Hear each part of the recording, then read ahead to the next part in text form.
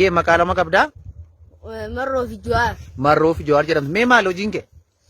Biyya neega biyyaaf hin qabsaa biyyaaf hin du'a. Biyya eegde biyyaaf qabsoofta biyyaaf duuta. Galatoomi. Ayyee mee inni gurraachi kun eenyu maqaan isaa mee eenyu maqaan kee?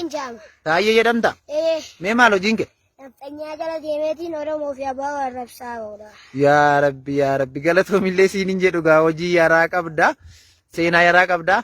Mee inni kun immoo maal fakkaata? Eenyu maqaan kee? Haayiluun Jamaa. Haayiluu Addunyaa jechuun sidha? Mee maal hojiin kee?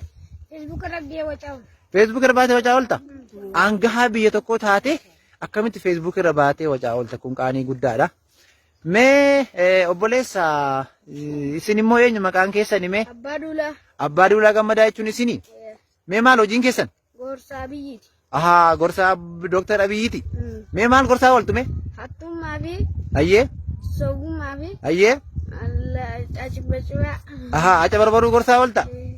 Maal silaa isin xoorataa baatanii turtani maaliif biyya rakkistu amma dhaloota maa rakkistu mee? Mee isin warri dhumaa kun eenyu mee dargaggeessa fakkaattu? Hangaasaa jedhama. Hangaasaa jedhamtu? Mee maal hojiin keessan?